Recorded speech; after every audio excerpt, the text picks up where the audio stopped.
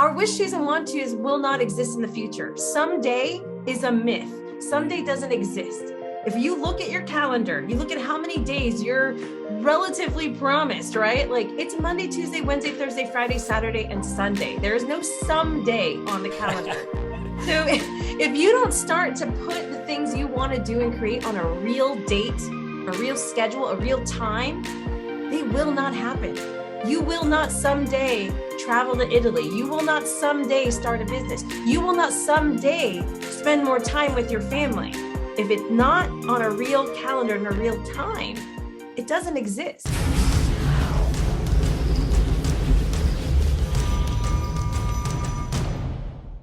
Hello everybody and welcome to the Digital Rapport podcast. And on today's episode, we've got, I think, what's going to be a really interesting conversation, right? So I'm going to introduce you to a lady called Tanya. And we basically spoke a couple of months ago. We were in some same Facebook group. Funnily enough, I can't remember which group it was. And the universe brought us together. We had a virtual coffee and the conversation was really good, right? So Tanya is the founder of the Success by Design and is the host of the My Designed Life show. And she's got over 18 years of experience in global marketing, business development and planning strategy from Fortune 500 companies to $1 million startups. And she, does all the usual courses, workshops, retreats, planning, intensives, and basically helps you create a business and life that you love, right? She's got something called the Success Schedule, which I found very interesting. And she likes to teach you to drop the hustle and live in joy while creating time for all your have-tos, want-tos, and wish-tos, right? So when we had a conversation last time, she shared with me that what she does isn't looked at as a time management or goal setting, but it's more about designing, right? And we know, as when we're working with clients and coaches and consultants, all that kind of stuff, when we're creating courses and packages, that's one of the questions that gets asked is, how do you design your life? How do you want your business to be? So when she shared that it's about designing, I thought, fantastic. So welcome, Tanya. Hope you're well and good. I am. Thank you so much for having me. I am definitely excited about chatting about this. Oh, amazing. So Tanya, let's just dive straight into it, right? So you mentioned that what you do isn't really time management and planning and stuff, right? So what is it? Like, let's talk about What's happening? Well, the thing is I think when we look at time management, it's us trying to make this fit into our life. We're trying to go, this is how life is going to work. And so you get all these hacks and tools and people go, do this or wake up early or read while you take a shower. And it's like productivity. And the truth is it doesn't work. What happens is all that free time, we fill up with more to do. Stuff happens. The schedule doesn't work. There's a breakdown. Someone gets sick or the boss asks you to do something else. And so you have this master planned schedule and productivity and it falls apart. And so what I like to do is really take that whole idea away of productivity and master planning and bring it in to the concept of redesigning time itself, redesigning how we approach this whole idea and really moving into a space where instead of planning, like I said, just our have-tos and obligations, we actually make room for our wish-tos and want-tos. And to put this into perspective, right? It may sound really fluffy and like, oh, she's, peace and love, which I'm not against. Peace and love is great. But this came really because I did the future focused life. I was like, get it done, got to get it all done. I was in this race. I was in a career at 18 years old. I was like, let's make the most of it. I got to get it all done. I gotta, make the money, get the house, buy the car, do all the things that would make it okay. So I could then enjoy life. And I was on that path. I was doing those things. And I was not experiencing life around me at the time. And part of that not experiencing also meant not really spending time with my husband, not really enjoying the day-to-day of what was going on. And on my 25th birthday, my husband was diagnosed with stage 4 cholangiocarcinoma. And 4 months later, he passed away.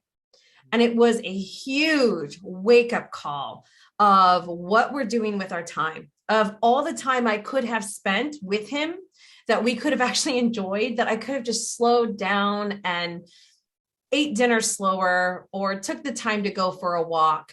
But in my head, it was, there was always going to be something late. I could do it later because I got to get ahead so I can enjoy life at this magical someday in the future. And so I don't want to give that up. I'm not saying, hey guys, drop it all and just take walks and smell the roses. Like, that's great. But a lot of us are ambitious. We want to get stuff done. We want to be productive.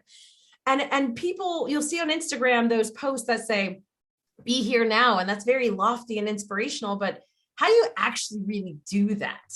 And so what I've done is essentially create a method, a step-by-step process that makes room for you to actually think about what you want life to look like. The beautiful, simple things, the smelling of the roses, and also incorporate that with the have-tos. Like, I do have to go to work, or I do want to create this amazing program. I want to do this.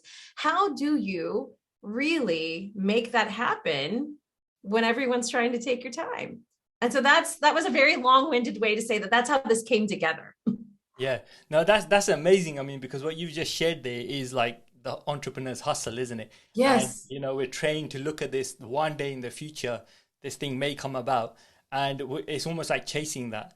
But that thing you said about being in the now and the present is so important, because like what was going on in my mind when you were sharing that is when I was interviewing experts around like the whole concept of rapport, one of the things that keeps coming up is being present.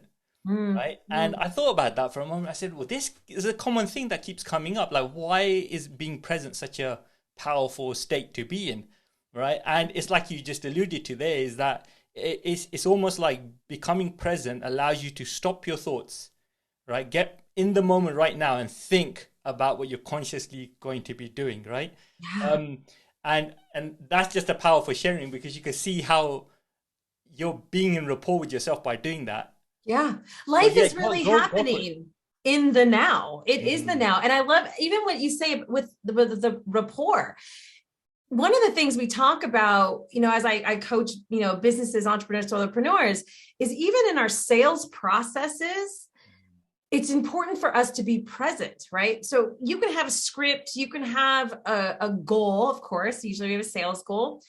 But once you step into that conversation, if you don't step aside and actually be present and really listen to that person, you're going to be a terrible salesperson. You're going to be stuck on your goals. You're going to be stuck on your end result, and you're not going to be authentically there to actually listen to them to make a powerful sale. So even if you move this into, like you're saying about rapport and being in present, into a very maybe not seemingly space that feels like, again, peace and love, it really actually is. It's an effective tool even within your sales process. So it's absolutely, yeah, I can see that's why it's coming up, because it's the core essence of how to do life with integrity, let alone business.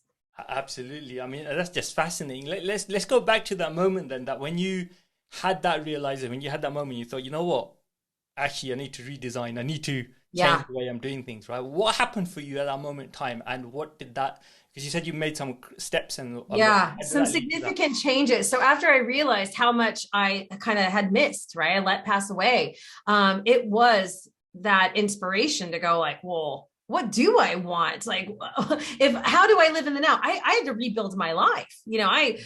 I worked in healthcare. So the last thing I wanted to do after spending 4 months at a hospital was go back to work with doctors. Doctors, I love you. Any of you that are watching, you're great. But I needed a break from you guys. And so I needed to leave. But it was like, well, what do I want? The whole world in a way was open to me.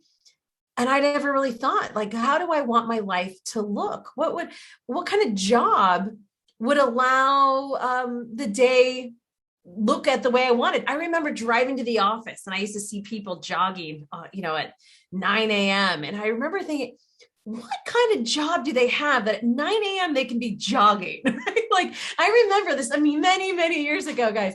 But I remember thinking that. And so when I had this opportunity to actually really think at a blank slate, like what would afford me the life I want? And then I had to go, wait a minute, what life do I want? What does that look like? Too often we think in the abstract. I want to be rich or wealthy, or I want to have a big house. What though? How big a house? Where is the house? What do you do when you wake up? What does that look like? What is a good morning for you? For some people, it might be yoga. Another person might be enjoying a cup of coffee, looking over the mountains, really getting clear. So I had an opportunity that my situation, unfortunate as it was, pushed me into an opportunity to really look at what I wanted. And I realized how much joy I had when I started to step into the things that would fit into the life I wanted. And I got a lot of people going to that, like, oh, must be nice or yada, yada. And I started to realize, like, you know what? It would suck that it only requires trauma or some, catastrophic thing to happen in your life to push you to have the opportunity to make this happen. So how do we make it happen systematically? So from there, through a lot of fun, crazy stuff, and we could talk about the journey that, led me through different places. I lived in China, I studied Kung Fu, I did all kinds of crazy stuff. But what I started to recognize was that it was this ownership of my day, the scheduling of my day. And I know that doesn't sound sexy, guys, like anyone who's listening, like scheduling, but it was the scheduling of my day. It was the ownership of my hours that really allowed me to create the life and lifestyle that I wanted. And one of my favorite quotes is, they say that a great life is just a series of well-lived days. And when you think about the power we have to actually really enjoy the day, right? Make every day the best day of your lives. And I say that kind of facetiously because we hear it and we go, yeah, right. Like I'm in traffic today. I'm in this today. But we have an opportunity to really, really design it from the moment we wake up, regardless of our circumstances. And so that's kind of where I went from there into this, creating this program. And really it was just recognizing what I was doing already and then writing out the system. Wow. You just gave me goosebumps when you said taking ownership of your hours, right? Yeah. And scheduling your day. And you're so right that we get caught in that busyness, right? Busy being busy kind of element, right? And we don't look at the details of how do we actually want that day to be? How do we take ownership of the time? I mean, there's I can't remember the quote fully, but Dr. John DeMartini talks about it quite a bit, right? He says that if you don't focus on high priority things and low priority things take over. Right? Yeah. And it's similar to that. So feeling that I can resonate with what you're saying, but that's such a powerful thing. I mean, I want to share that with the listeners, the viewers, is that, listen, taking ownership of your hours, taking ownership of your days, that's a bombshell in itself, right? Yeah. So, and you notice it's a shift from productivity. I'm not against being productive, but this isn't about getting more done. It's about getting the right things done. It's about getting the things that are a culmination of, but like I said, and you'll hear me say it a lot, of our have tos and obligations, but also our wish tos and want tos. Our wish tos and want tos will not exist in the future. Someday is a myth. Someday doesn't exist. If you look at your calendar, you look at how many days you're relatively promised, right? Like it's Monday, Tuesday, Wednesday, Thursday, Friday, Saturday, and Sunday. There is no someday on the calendar. So if you don't start to put the things you want to do and create on a real date, a real schedule, a real time, they will not happen. You will not someday travel to Italy. You will not someday start a business. You will not someday spend more time with your family. If it's not on a real calendar and a real time, it doesn't exist. And this is the reality of it's not about productivity, or time management. It's about designing what you want your life to look like. And we're right now, I think most of us and people who are listening to your podcast and your show here, we're entrepreneurs or business owners or people with dreams. And so we have a sense of push. But the other thing that happens is we make room, like you said, for the priorities, or what those are actually. We make room for our business or our clients, or maybe our projects or tasks. We also make room for things like the dentist dentist, but most people, don't like to go there. In the US, we have the DMV, which is Department of Motor Vehicles, which is, if you've heard, it's a pretty terrible experience to have to go there. But we make time for that. We set it aside and go, I got to make this appointment. I got to drive there. I got to show up, and we do it. So why are we not using those same tools to make time for ourselves to read a book, to spend time with family, to go discover playing piano, or that one thing we've always wanted to do, or research or look at, and treat those with the same respect that we would treat a dental appointment? That's powerful. That is so freaking powerful, right? Because you're right, because people, it's funny, like, I think it's Newton talks about the laws of physics, and he says an item will stay in motion until acted upon by external forces, right?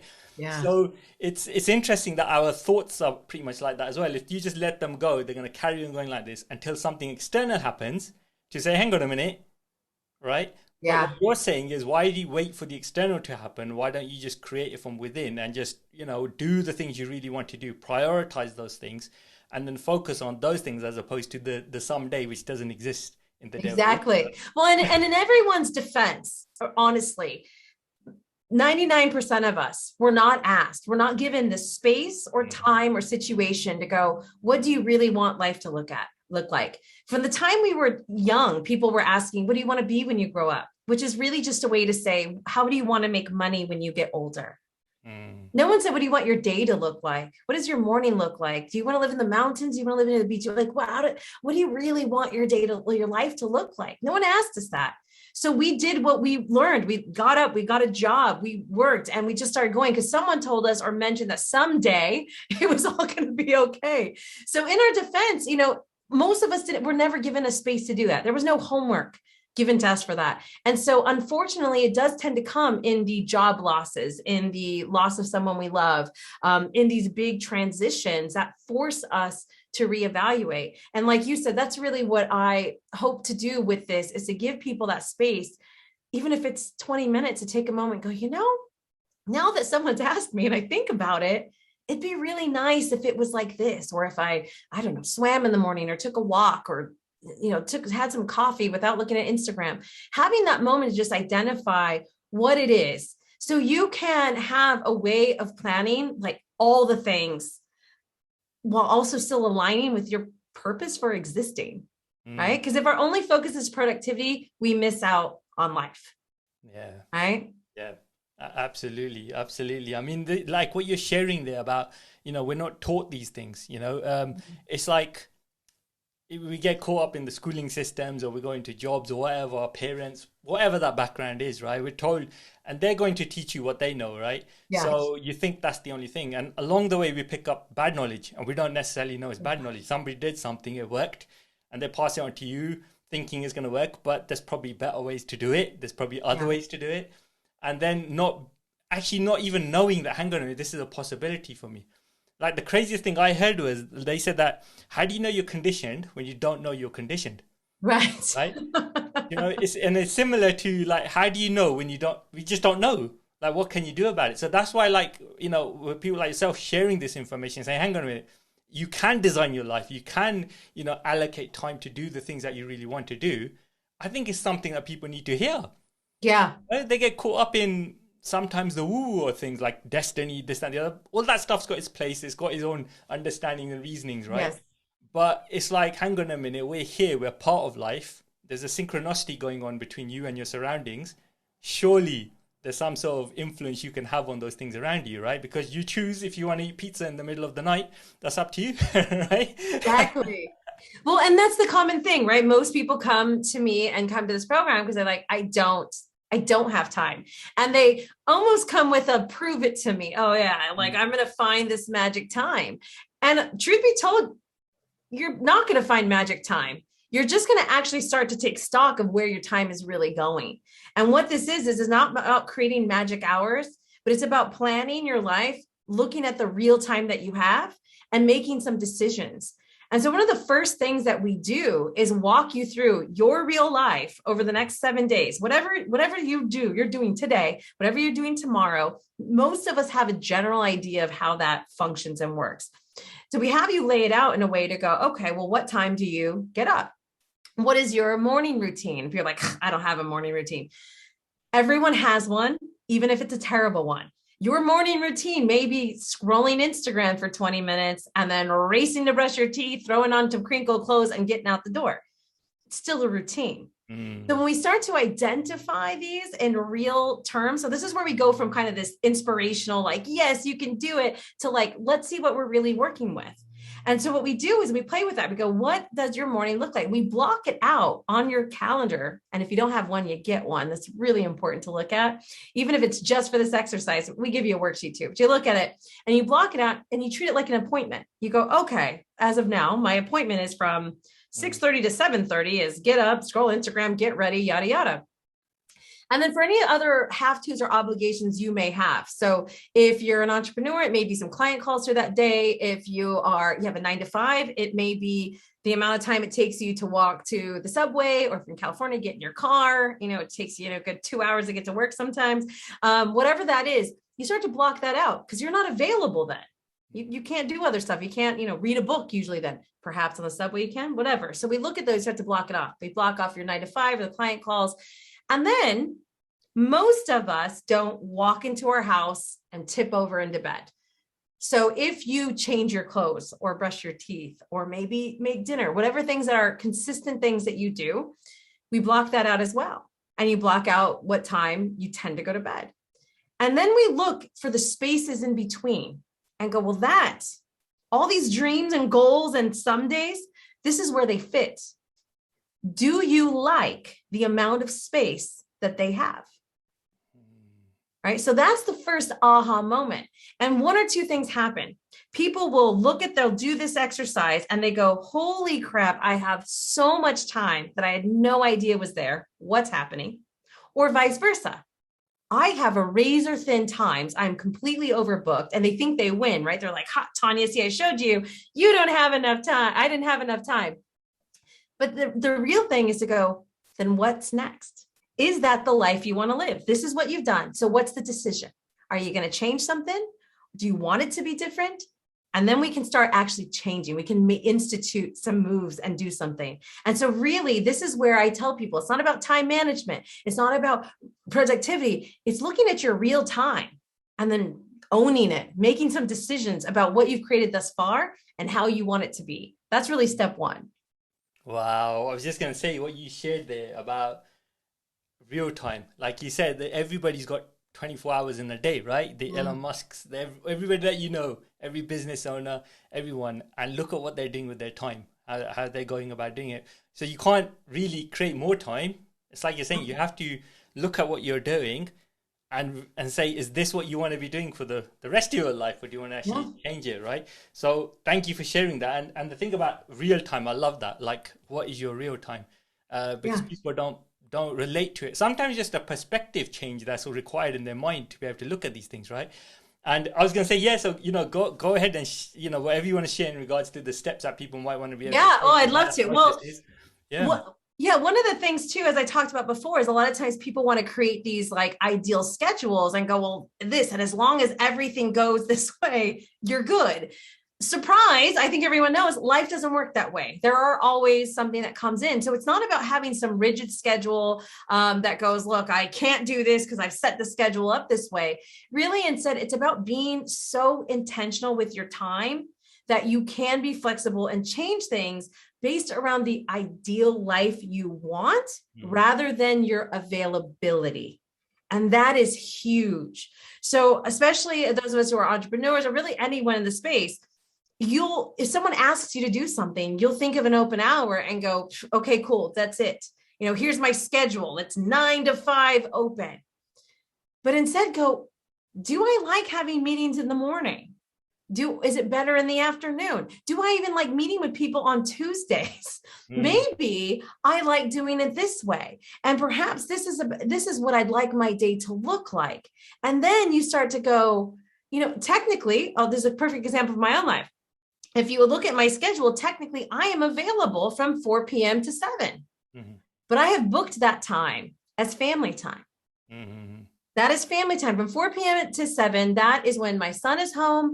We're together. And you know what? Is it always glorious time? No, we might go grocery shopping or clean the house.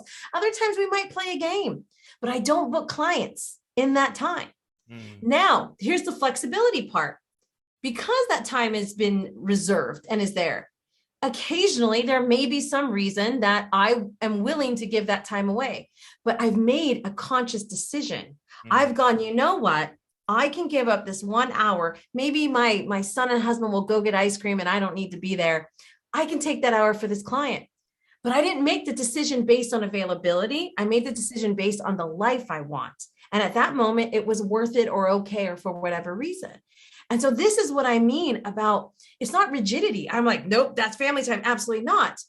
it is something I want. But if I'm like, hey, I've had a lot of family time this week, I'm okay with a break from the family, I can make that decision based on the life, not on availability. And that's a huge, huge mind shift on how you are approaching your schedule and realizing what you're giving up in those decisions, right? So every time you say yes to something, you're saying no to something else, and vice versa. Every time you say no to something, you're saying yes to something else. And so this process of scheduling gives you the ability to recognize right away what you're saying yes or no to. If you've scheduled yourself some nice reading time or a yoga break, technically, I guess you're available. You can look and go, is this call worth giving up my yoga time? Absolutely. Right? Isn't that a whole different approach than I'm available? Sure. Book anytime. I'm available. Guide them. And if there's a conflict, you can make the decision after that, but guide the day the way that you want it. Yes, obligations and have tos. That's always the thing. I have this. Exactly. That's why you'll book those out first and look at what your life looks like. And if you're fine living your razor thin life, if you don't have those times, again, that's a conscious choice. So it's a really, really different thing. And so after we've kind of done that, we've had this idea of, reconnecting to what matters most, realigning our perspective, identifying the true type we have available in our current schedules. Then we start to look at, what are my big goals? What are the things I really do want in my life? So we start to then kind of add into the schedule. Well, how can I have better mornings that support myself? I have a degree in applied neuroscience. So one of the things we do is really go into the science of what it means to start your day. I'm sure there's a lot of, Tony Robbins always like, you got to have this great morning routine. Can that serve us? Yes. But copying some other CEO's routine won't magically change your day. Yep. So really recognizing the pieces that help you and what's going to formulate you and what that means in time. Because maybe it's no longer Instagram for 20 minutes. Maybe it's, maybe it's a 5-minute yoga and a 10-minute journaling or the coffee out the window. Maybe that's not Tony Robbins' routine. But if that supports you and puts you in a mindset to go, today's a good day, it's going to change your whole perspective on life. Absolutely. And that is so, so powerful. No, definitely. I mean, I can relate to that. I like listening to you thinking, oh, good, I'm on the right tracks with this, right? So it's like what you said, before I was doing like calls with clients anytime kind of thing. And then I said, no, I can't do this. I can't do it this way. So what I did, I started block booking time to say, if you're going to talk to me, this is my time. So I've made it just like Tuesdays and Thursdays is only time I speak to clients kind of thing, Yeah. Book everybody in for that day and that's it. And then everything else works around that to some degree. So I'm glad. I'm like, okay, cool. Yeah. Let's take. Well, and what's beautiful about that is you gave a perfect example, not only of productivity, but even the neuroscience behind productivity. Because when we batch, essentially what you're calling is you batch your days, you batch client connections. Two things happen. One, you're putting yourself in the mindset of that day, but you're actually also setting yourself into the tasks and skills required to show up that day. So you're in a speaking and connection mode. And so you stay in that mode, you stay in that center of your brain for that day. You're actually more effective as opposed to what people think is multitasking, switching from one type of mode to another, going from talking to a client to trying to work on a deep project. We actually lose a lot of time doing that in what they call task switching, because multitasking is a myth. What our brain is really doing is switching tasks. And they say we can lose up to 40% of our productivity. So all you productivity people are like, I'm doing it all, I'm doing great. You're actually making yourself slower by doing that. So when you batch something like that, you're more effective. You are in the better zone for serving and doing the thing you need to do. So I do the same thing. Wednesdays are my days. I would love for everyone to believe who's watching this, that this is what I look like every day. But I'm telling you guys, it's just on Wednesdays. This is a Wednesday thing. I'm in yoga pants the other part of the day because it's the only day that I see clients or have calls or interviews and things like that. Mondays I do projects. Tuesdays, we have our group. So we have different ways that we do it to batch those spaces. Another way to do that, whether it's a whole day for you or not, is even in responding to email. So with email, first and foremost, I want to make it clear, guys, email is a box. It's a location of other people's agenda for you. Wow. All right. If you have goals, something that you want to do, something you want to achieve, then you don't first consult other people's agendas. So I always try to encourage people the most that I can. First 90 minutes of your day, go to your goals, nobody else's. Because truth be told, if you work in an environment where there are legitimate emergencies, they're not going to email you. Okay. So this worry, like, what if 90 minutes is going to be fine? They're going to be fine. So that first part of the day, work on that, whatever those goals are. Sometimes it may be, for some people, working and jumping right into work and a project is great. For other people, that may be the first 90 minutes of their self-care. There's a lot of different ways, and I'm not going to say there's a right or wrong way. They all have a place. So whether your self-care is in the morning or it's at night, you do need to have, that's a whole other conversation. But this idea has to be in the morning is not true. There's some effective things, yada, yada. We can go into a whole other conversation about that. But the truth is what you do need is to have that sense of accomplishment, that quick win, that dopamine release, that hit of serotonin that's going to set that tone for the day. And that's going to go happen when you have your own sense of accomplishment early on. Success begets success. Not only is it a nice thing to say, but there's science behind that. So just knowing that when you give yourself that win, and it rarely happens in the inbox, it rarely happens on scroll. All right. So having that moment to do that and have that space is really, really huge. And then, yeah, just having, so having a space for email was what I was talking about is, I actually have a autoresponder that lets people know, hey, these are my hours. This is how it works this week. I'm not available these days. I also make it really clear with my clients, I don't look at my email till after 3 p.m. So they don't get, they know if they're going to need a response, it's not going to happen until after 3 p.m. my time. It's just how it works. And now they know, they just know. They're like, oh yeah. Tanya, we know you won't hear this till later, but just wanted to send you XYZ. Great. Because I've created a boundary around how I want my life to be and around my time, because it's all I have. And I'm only promised today, it's that precious that to have those boundaries and to create those spaces are really, really helpful. And to whatever degree you can do, for those of you maybe in that kind of corporate space, there are still ways that you can have these conversations with your higher ups. So there's always ways to do it. Oh, that's amazing, because I think it's going to be relief for a lot of people to realize that, hang on a minute, you can do this the way you want to do it. You don't have to fit somebody else's schedule or way of working. But there's this adaptability and flexibility that you can create based on what you want to do and how you want to do it.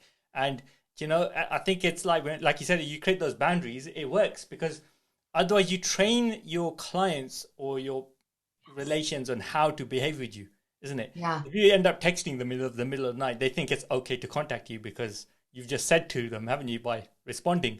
So that's another wisdom bomb there. Yeah, that is huge. Those boundaries are so huge. And we think, well, I have to because they've gotten back to me. No, we're in an assistant in the training, right? So if you are if it wasn't in your contract to be available at all times, then you are letting them know that this is okay for them to do. And if for some reason you say, hey, I just happen to be up and I'm doing this, but I'll get back to you tomorrow, whatever, but make that clear. You got to have your own boundaries to know what you want and what you can do. I mean, it's extremely, extremely important. And this is why we start kind of with that fun, foofy, luffy kind of feel of like, what do you want your life to look like? What do you really want it to look like? And once you hold on to that why, that purpose, that feeling, that goal, it's easier to create this space and hold these things as sacred. And again, to bring it back to that fact that the only breath we're promised is the one we're breathing right now. And so when we have these, we see that inspirational quote of, that be here now, live life like it's your last. And everyone thinks, well, that means pina coladas. It's not that. It's actually about going, if this was my last breath, would I be responding to that email? And then really hold those boundaries so true, because if we're not living those well-lived days, we will not have a great life. Wow. It happens now. That's I think people need to hear that, because they get misguided. There's a lot of noise out there. There's a lot of stuff that people can use to get distracted. There's a lot of hustle information out there too. Push and grind. Exactly. And I'm not saying you stop everything and go live in a monastery. Okay. I'm not saying that either, but it's about really understanding that balance. What are my have tos and obligations? And what is also the life I want to live? And how do I make space, even if it's a little sometimes, for all of that today, this week. Maybe it's only a 5 minute of the thing that you enjoy, and Tuesday you get to do it for an hour, but it's about going, how do I have a little piece of life, the one I want, the one I can enjoy, the one that's important to me every single day. Nobody is going to make that a priority more than yourself.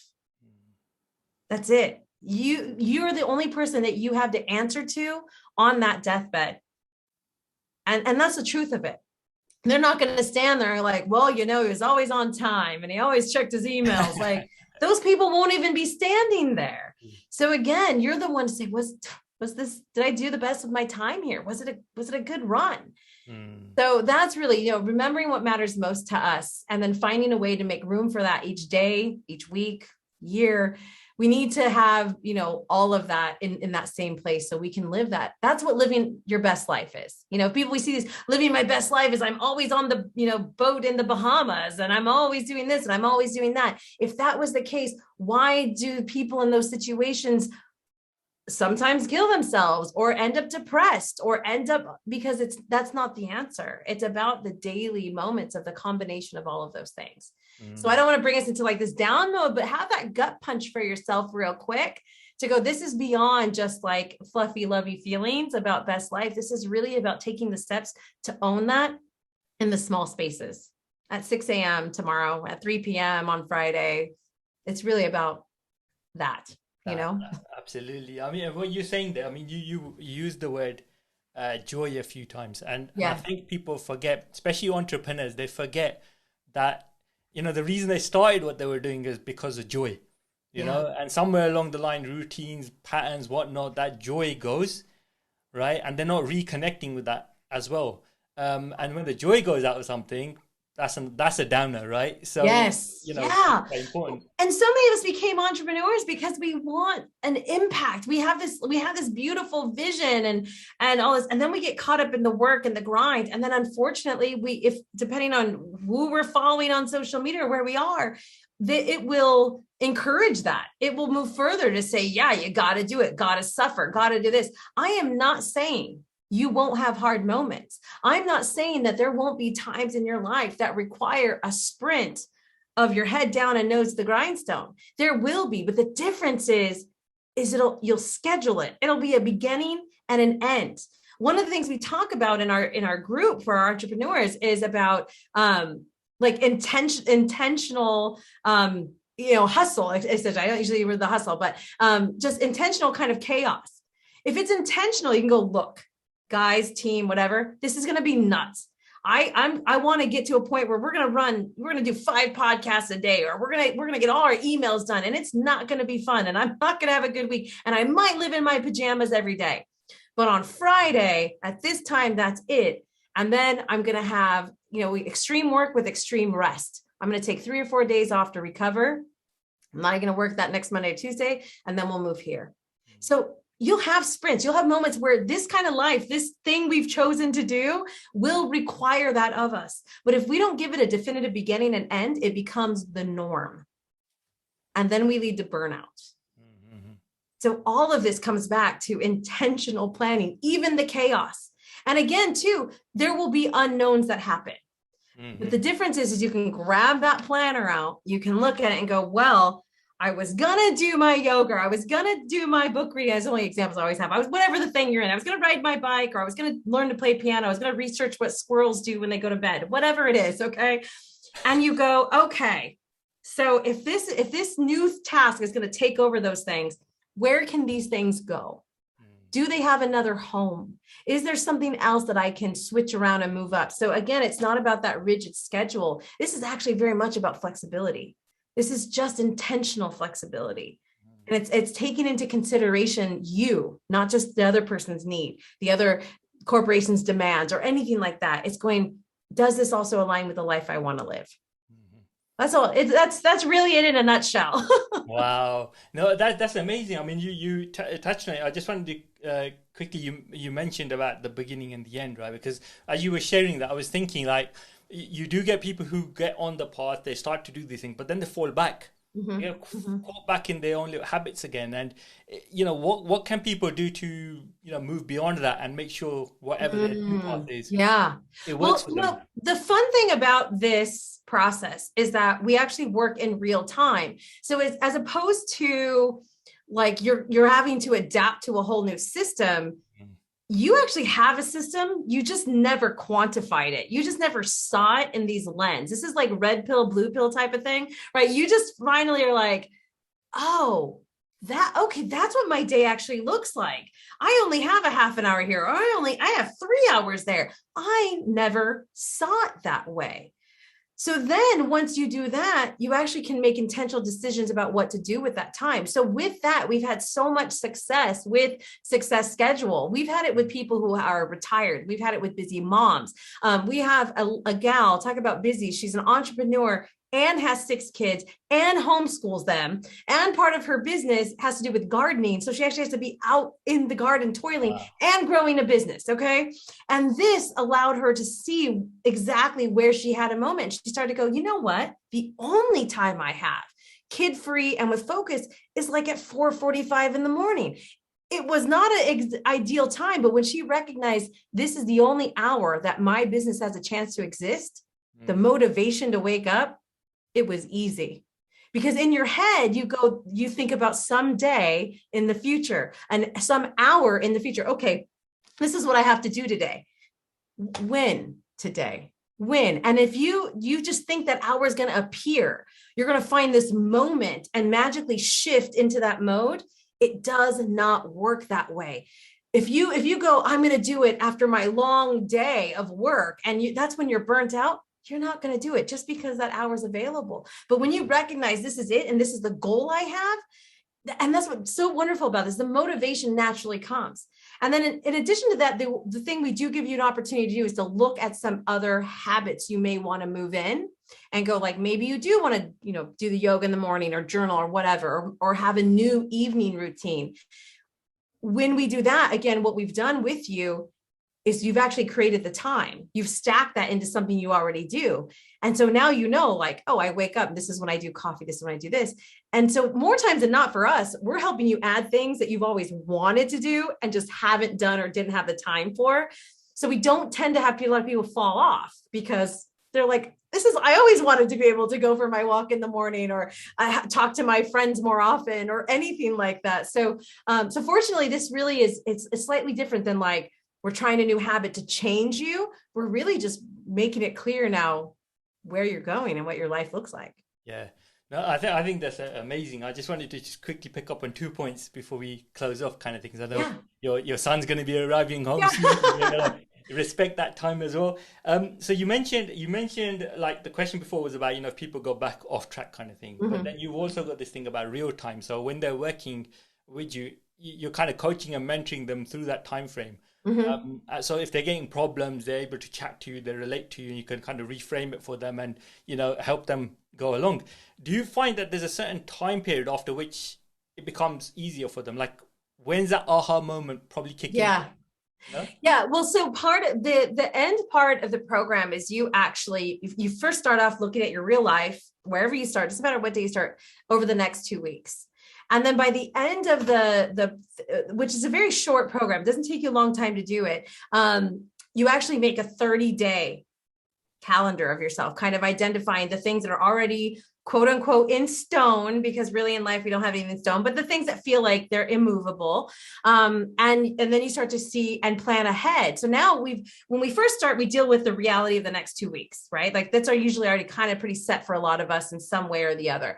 But then we start to look ahead and go, well, before anyone else books something with me or has this, I can put in my spaces. And once they see the big picture on such a big scale of like a 30-day, now we're just maintaining it on a daily basis. So really after that 30-day project, where you're doing not 30 days to do the project, but to plan it out, you've done it so many times that it becomes your thing. And the truth is what'll happen too is it'll adjust.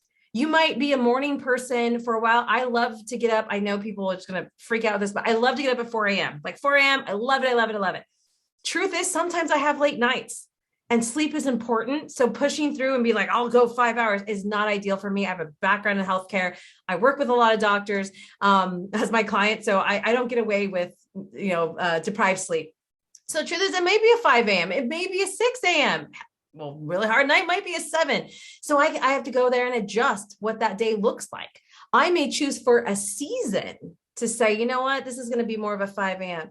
But again, it's not about having it a stone. You've learned the system of how to adjust it. So that aha kind of moment comes when they grasp it and they're like, yeah, this actually isn't so complicated. And another thing I want to throw in too before we wrap up, which is really, really powerful tool. And I can't believe I hadn't mentioned it. Actually, I want two things if I can real fast. One is every single day we do a thing called closing out the day. And what that is literally looking at all that stuff you wrote, all those things that may or may not happen. And for me, very unceremoniously, and you can do this digital as well. I do a little both paper and digital, but on my paper planner, I go through each thing very messily and put the highlighter to cross it out. So I can visually see it was done. Anything that's not crossed out means it wasn't done. And I have a choice to make in that moment. I'm going to take care of it right now, or I need to find a home for it somewhere else on another day and another time of when it's going to happen. And then I move it, rewrite it somewhere else, and then cross it out. So when that day is fully crossed out, I know nothing has been left out. None of my intentions, my goals, my tasks were untouched or forgotten about in one way or the other. That is really, really, really helpful for those. Oh, I totally forgot I had this the next day, or I did it. No, we stop all that. And this is just such a powerful thing for you to stand as a reliable, consistent person in wherever you are in your world. You're a mom, you're at work, whatever, entrepreneur. This allows that. You're no longer that person who's scattered and forgot. The other thing, and this is, you're closing the loop basically in your mind, isn't it? So you're just putting it to bed. You might not have done something, but you need to choose where that thing goes. So maybe you're like, oh, I was supposed to email so-and-so. And you're like, oh, it's a short email. I'll do it right now. Or like, oh, it's a whole thing. And okay, let me see. And you look at tomorrow, and maybe tomorrow already has some full stuff. And you might go, ooh, okay, when can I do it? Does it have to be tomorrow? Maybe it could be Friday. And if it has to be tomorrow, you don't have spaces, what else will go? So it's kind of like playing this little Tetris, but you're intentional about it. So nothing gets through the cracks. And when we're managing so many things, I work with solopreneurs, so a lot of times they're the only ones doing that. It's so easy for that stuff to fall through the cracks. So this simple little practice at the end of each day is so simple, yet so powerful to keep you on track, not scattered, and really keep you from a lot of apologies. Because you might be the person who goes, hey, I know I owe you that email. Some things happen, it's going to come on Friday. And they'll be like, whoa, that's amazing. Like, people don't do that, but you did that because you knew it was going to get pushed back and you couldn't do it till Friday. Like, you have that kind of power to wow people, even in your lagginess. Okay. Like, that's a really cool thing. Yeah. And the other thing I want to say in that is that these two things at the end of the day, one is closing out the day. Second is the 3 wins. No matter how your day went, there are 3 wins that you can find. And those 3 wins can range from an actual milestone that you hit. It can range from not yelling at somebody in traffic. Okay. But there are 3 wins that you had. And this is going to do 2 things. As entrepreneurs, we're always focused on the gap of what's left to do. And so when I obviously see something we've done, it feels good. But there's also science going on behind us. When we are training our brain to look for the good, to look for the successes, we're also training our brain without us to start to find that every day. And those little pieces of those little serotonin and dopamine hits, those things push us forward and keep us going when come on, it's a roller coaster in this, world, right? So it keeps us going in those things. So you start in that, what were my 3 wins today? And then you say, what will my 3 wins be tomorrow? And here's the difference with that. You may have a list of 40 things to do tomorrow, but if you can identify of those, what will be your 3 wins? Like, you know what? I want to get all this stuff done, but if I can at least go for my walk, get that email out and get to this page of the project, that will feel so good. You've done 2 things. You've tricked yourself into creating priorities. Right? Because right now we think everything's important. Okay. But you guys identified the 3 things. And now you can start your day tomorrow going, I'm going to get these 3 things done. And then it becomes kind of a game. You get those 3 things done. And now you're already feeling good. You're like, I did those 3 things. Absolutely. So it's just those 2 things I love. I couldn't leave without sharing those. That's amazing. I mean, that thing about the 3 wins that you're looking for tomorrow, that's really interesting. Yeah. I've not come across that before, right? And yeah, it's been amazing. I mean, I love the energy, the enthusiasm, the wisdom, your knowledge and experience. And Tanya, if people want to get in touch with you, what's the best thing for them to do? Yes, well, I am the only Tanya MFK that exists. So in that case, you can just look up Tanya MFK. All our social media handles, Instagram, Facebook, and LinkedIn are at Tanya MFK.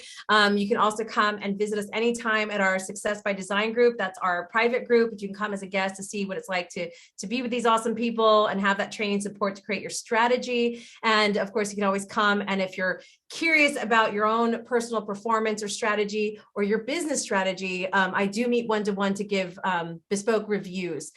There's always a very strict no pitch, no catch, no sales when it comes to doing anything with me. So you can come do that pressure free. We also give free webinars every month. As a matter of fact, we have a few coming up, anywhere from creating your signature program to how to do better strategies and everything in between. So we always have stuff going on. Just find us at Tanya MFK.